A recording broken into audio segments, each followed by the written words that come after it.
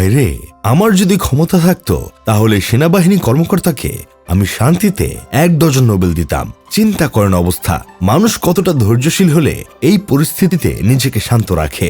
নীল blazer পরা যে অদ্ভুত প্রাণীটাকে দেখছেন, এ কোনো সাধারণ প্রাণী না।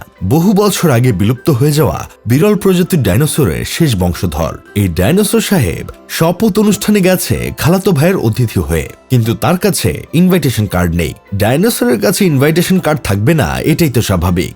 কার্ড না থাকার কারণে সেনাবাহিনীর ক্যাপ্টেন তাকে ভিতরে যেতে বাধা দেয়। তখন ডাইনোসর সাহেব বলেন, আমি অমুকের খালাতো ভাই, আমাকে ঢুকতে দেন। সেনাবাহিনীর ক্যাপ্টেন শান্তভাবে বলল, আমি সম্মানের সাথে আপনাকে বলছি, আপনি আগে কার্ড দেখান, তারপর ভিতরে যান। এটা শুনেই ডাইনোসর সাহেবের মাথা গরম হয়ে যায়। উনি তখন সেনাবাহিনীর দিকে আঙ্গুল দেখিয়ে বলেন, আমার খালাতো ভাই ডাইনোসর, আমি নিজেও একজন বড় মাপের মাদার প্লাস্টিক ডাইনোসর। আমাকে কোন সাহসে ভিতরে ঢুকতে দিবেন না, আমি এইখানেই দাঁড়িয়ে থাকবো। আপনি আমার জন্য কার্ড ম্যানেজ করে নিয়ে আসেন। সেনাবাহিনীর ক্যাপ্টেন নিজের রাগ কোন রকমে কন্ট্রোল করে ডাইনোসর সাহেবকে বললেন, আপনাকে ভদ্রভাবে বলছি, আপনি এইখানে দাঁড়িয়ে থাকবেন না, আপনি এইখান থেকে চলে যান। যেহেতু আপনার কাছে কার্ড নেই, সেহেতু আপনাকে ভিতরে ঢুকতে দেওয়া হবে না।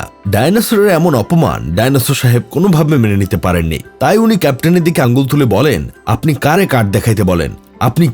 আপনি কি মেজর, কর্নেল নাকি ব্রিগেডিয়ার যে আমাকে বলেন কার্ড দেখাতে? এটা শুনে পাশ থেকে আরেক ক্যাপ্টেন বললেন, এখানে হ্যাডম দেখাবেন না, এখানে দাঁড়াবেন না, চলে যান। ডাইনোসর সাহেব এইখান থেকে যাবেন না, উনি এখানে দাঁড়িয়ে থাকবেন। পরিস্থিতি সহ্যের বাইরে চলে যাওয়ার পর সর্বশেষ সেনাবাহিনীর কর্মকর্তারা ডাইনোসর সাহেবের নিতম্ব লাল করে গলা ধাক্কা দিয়ে এইখান থেকে সরিয়ে দেন।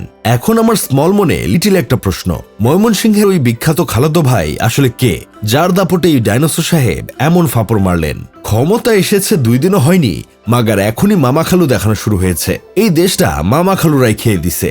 গাড়ির লাইসেন্স নাই, এজন্য পুলিশ আটকেছে। কোনো সমস্যা নাই, মামা খালুর একটা ফোন কলেই সব সমস্যার সমাধান। কে বলেছে বাঘের চোখ পাওয়া যায় না? আমাদের সোনার বাংলাদেশে মামা খালুদের দেখিয়ে সবই পাওয়া যায়। চাঁদাবাজি থেকে শুরু করে টেন্ডারবাজি, ভূমি দখল থেকে শুরু করে দুর্নীতি, সবই মামা খালুদের দাপট দেখিয়ে প্রশাসনের নাকের ডগার সামনে দিয়ে হয়। বিশ্বাস করেন ভাই, আমি যদি এই সেনাবাহিনীর কর্মকর্তার জায়গায় থাকতাম, তাহলে এই ডাইনোসর সাহেবের একদিন আর আমার যতদিন লাগে উট পাখির ডিম থেরাপি থেকে শুরু করে আইকলা বাস সবই জায়গা মতো দিয়ে দিতাম। এইসব দেখে আমার বন্ধু কেরামত বলতেছে, সেনাবাহিনীর কর্মকর্তারা এর আগেও তাদের ধৈর্যের পরীক্ষা দিয়েছে। ফারজানা সিথির কথা মনে আছে, যে কিনা একজন আর্মি অফিসারকে আঙ্গুল দেখিয়ে কথা বলেছিল।